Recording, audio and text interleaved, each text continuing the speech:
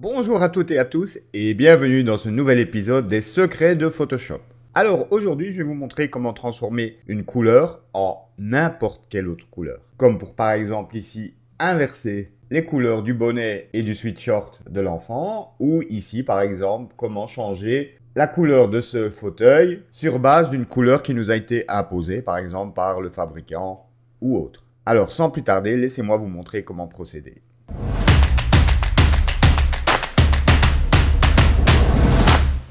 Alors, on va commencer donc par le bonnet. Donc, on va créer une sélection. Pour ça, on va s'aider des nouveaux outils de sélection intelligente que sont l'outil sélection d'objets, par exemple, que vous retrouvez ici en haut sous la forme de ce carré avec la flèche. Et donc, vous avez ensuite la possibilité de l'utiliser soit sous forme de lasso, soit de rectangle. Ici, vu la forme irrégulière, je vais prendre lasso. Donc, vous voyez déjà, quand je survole, il a détecté le sujet. Il a identifié le bonnet, mais il a pris également l'oreille avec, ici en bas à gauche. Donc, ce que je vais faire, je vais tracer moi-même la sélection. Donc, je fais le pourtour du bonnet et ici, en fait, je viens assez à ras pour qu'il n'ait pas tendance à confondre le reste. Voilà, hop, je relâche. Et là, logiquement, l'intelligence artificielle devrait faire son boulot. Et, ah ben, pas vraiment, il a de nouveau pris l'oreille avec. Il insiste. On va soustraire en maintenant Alt. Voilà. Et on va soustraire cette oreille ici aussi. Voilà qui m'a l'air beaucoup mieux. Si le survol vous embête, vous pouvez toujours désactiver ici l'option Finder d'objet. Je vais zoomer pour voir. Ici, il a pris des cheveux. Donc, comme je ne le veux pas, je prends simplement le lasso classique, L. Je maintiens Alt et je fais le tour de ses cheveux et les voilà désélectionnés. Idem ici, il a un peu pris en fait du cuir chevelu, donc Alt, hop, et voilà, le tour est joué. Ok, ça me semble assez correct. Commande Shift 0 pour afficher l'image en adaptatif. Et donc, sur base de cette sélection, on va créer un dossier en cliquant ici en bas sur l'icône créer un groupe. Un groupe, un dossier, c'est pareil. Voilà. Et vous allez ajouter à ce dossier un masque sur base de la sélection que l'on vient de créer. Donc, elle est toujours active. Vous voyez les pointillés. Et donc, on clique sur l'icône ajouter un masque. Voilà. Et donc, vous voyez ici votre masque. Pour l'instant, il n'y a rien dans le dossier.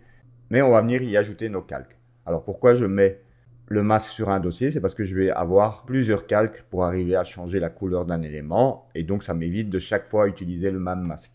Donc, en mettant un masque sur le dossier, il s'applique à tous les calques qui sont contenus dans ce dossier. Donc ici, ce que je veux obtenir, c'est la couleur du sweatshirt. Donc, je vais créer un calque de réglage de couleur unie. Vous avez le sélecteur de couleurs et vous venez sélectionner la couleur moyenne. Ne prenez pas celle qui est dans les tons les plus clairs ou dans les plus sombres. Vous prenez idéalement la couleur la plus moyenne. Alors, l'échantillonnage de la pipette a de l'importance, puisqu'ici, en fait, vous voyez qu'il est sur 5 x 5, c'est-à-dire qu'il va analyser un carré de 5 pixels sur 5 pixels, ce qui est relativement peu. Donc, il vaut mieux ici, pour avoir vraiment une bonne moyenne, de prendre quelque chose de plus large. Ici, j'ai pris carrément 51 sur 51. Je clique et vous voyez que c'est un bleu qui correspond assez à ce bleu-là.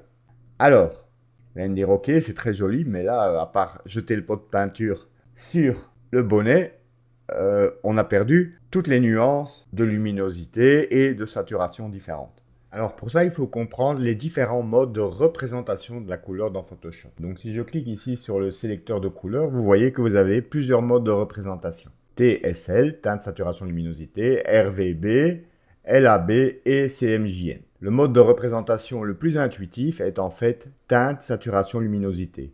Parce que la teinte, ça correspond en fait à la teinte pure, ce qu'on appelle donc sur la roue chromatique. Donc la teinte, c'est la couleur pure, comme le jaune, orange, violet, bleu. C'est la couleur donc la plus pure. Vous retrouvez donc cette roue chromatique ici de manière verticale. Donc la teinte s'exprime en degrés puisque c'est un cercle chromatique donc qui fait 360 degrés. Ensuite donc vous avez la saturation qui signifie donc la quantité de couleur. Et puis on a la luminosité qui détermine si la couleur est claire ou sombre. Alors, dans Photoshop, il faut savoir que le terme couleur désigne en fait les deux premiers. Donc, teinte et saturation ensemble, luminosité étant à part. Donc, je vous montre ça. On le retrouve d'ailleurs dans les modes de fusion. Je vous montre. Vous avez ici, tout en bas, les modes de fusion teinte, saturation, couleur et luminosité. Ça veut dire que si vous passez ce calque en mode de fusion teinte, il ne modifie que la teinte. Ici, en mode saturation, il applique la saturation de la couleur bleue donc. Et couleur, il applique les deux. Ce qui nous convient parfaitement puisqu'on veut avoir à la fois la teinte et la saturation pour qu'elle corresponde à celle de la chemise. Mais il n'existe pas un mode de fusion qui permet à la fois de laisser passer l'information de couleur et de luminosité. Donc on va devoir traiter la luminosité de manière séparée. Alors ici ça va parce que apparemment à première vue les deux couleurs ont la même luminosité. Mais donc comment pourrait-on modifier la luminosité si jamais il y avait une différence de luminosité entre les deux couleurs? Eh bien on pourrait penser naturellement que le calque, par exemple teinte saturation, pourrait nous aider dans cette tâche puisque avec ce calque là vous pouvez modifier également la teinte, la saturation et la luminosité, mais il faut savoir qu'ici, ce qui est indiqué luminosité en français ne correspond pas au modèle TSL tel que vous pouvez le voir ici dans le sélecteur de couleurs. S'il est nécessaire de faire un ajustement de luminosité, eh bien vous allez plutôt utiliser un calque de réglage de niveau ou de courbe. Ici, je vais utiliser niveau. Et donc, vous allez comme ça influer, voilà, par exemple, pour rendre la couleur plus claire. Si du coup, il y a de la surexposition, vous pouvez toujours décaler le curseur du point blanc vers la gauche, voilà, pour récupérer un peu d'infos. Ou au contraire, si il fallait assombrir la couleur, voilà comment vous procéderiez, tout en conservant des nuances et non des aplats comme on l'avait avec l'outil teinte, saturation, luminosité. Et vous avez toujours la possibilité de bouger le curseur du milieu pour ajuster la luminosité des tons moyens. Voilà donc l'utilité d'avoir le masque qui s'applique au groupe puisque ce dernier s'applique à l'entièreté des calques qu'il contient. Donc ici, pas besoin du calque de réglage de niveau puisque par chance la luminosité des deux couleurs correspond.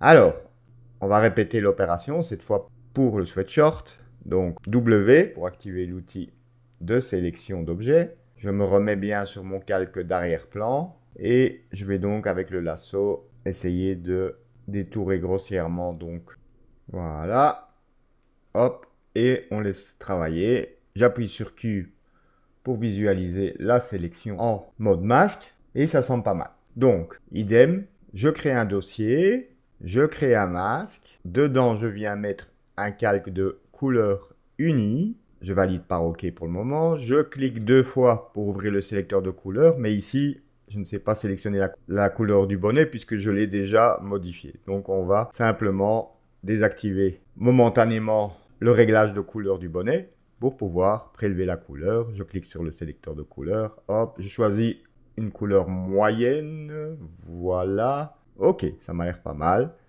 Vous connaissez le principe. On passe ce calque de couleur unie en mode de fusion couleur et on va voir si nécessité ou pas d'ajuster la luminosité. Ça me semble très bien. Et voilà donc comment j'ai inversé les couleurs. Allez, on en fait encore un pour la route. Imaginons ici que j'ai reçu comme instruction de modifier la couleur de ce fauteuil dans un bleu bien précis par exemple. Je clique sur le sélecteur de couleurs. Vous pouvez voir que les couleurs ont une valeur hexadécimale. Vous pourriez également recevoir comme instruction un ton Pantone.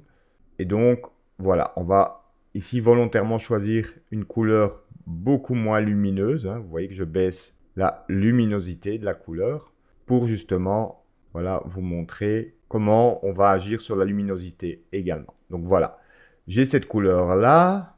OK. Alors, pour m'y retrouver plus facilement, je vais créer un patch de couleur. Donc j'appuie sur U, ce qui active l'outil forme. Ici, par défaut, c'est le rectangle et je vais juste tracer donc un rectangle avec le fond de cette couleur, mais pas de contour. Voilà, c'est juste pour avoir une référence un peu plus grande de la couleur, pour pouvoir comparer. Donc je vais la placer près du fauteuil. Voilà. Donc, première chose à faire, c'est créer la sélection. Donc là, ça ne devrait pas être trop compliqué. On reprend l'outil sélection d'objet, W, et on va entourer le fauteuil en essayant d'éviter les pieds, parce que je ne veux pas modifier la couleur des pieds du fauteuil, et j'appuie sur Q pour visualiser, c'est pas mal du tout. Je répète l'opération, donc vous commencez à connaître. Je crée un dossier, j'applique un masque à ce dossier sur base de la sélection qui était active. Je crée un calque de couleur unie et vous voyez qu'on a exactement la même couleur. Donc ça c'est bon. Maintenant on va passer en mode couleur et on va voir si ça reste similaire.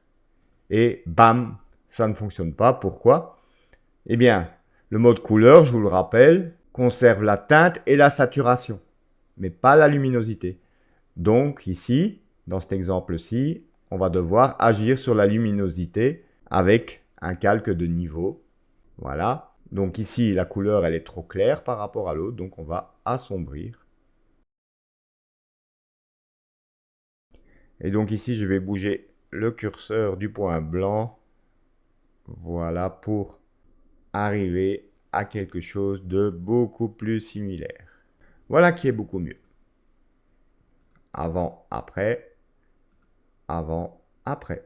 Donc voilà comment, à l'aide d'un calque de réglage de couleur uni qui est passé en mode de fusion couleur, vous laissez transparaître les informations de teinte et de saturation de la couleur cible, et avec le calque de niveau, vous ajustez la luminosité de cette couleur cible. Et donc, l'action combinée des deux vous permet de reproduire n'importe quelle couleur, dans tous les cas. Voilà, j'espère que cette vidéo vous sera utile et que vous essayerez de modifier les couleurs de certains éléments dans vos photos. Si vous désirez encore en savoir plus sur la couleur, sachez que dans ma formation de 36 heures sur Photoshop de niveau avancé, j'y aborde le sujet de manière vraiment approfondie. Et donc, si vous désirez obtenir plus d'informations par rapport à cette formation, vous n'avez qu'à cliquer sur le lien ci-dessous et je vous ferai parvenir les informations. Voilà, merci d'avoir regardé cette vidéo. N'oubliez pas de vous abonner et cocher la petite sonnerie pour recevoir les notifications lorsque je publie des nouvelles vidéos. Et je vous dis déjà à la semaine prochaine pour la suite des secrets de Photoshop. Ciao, ciao!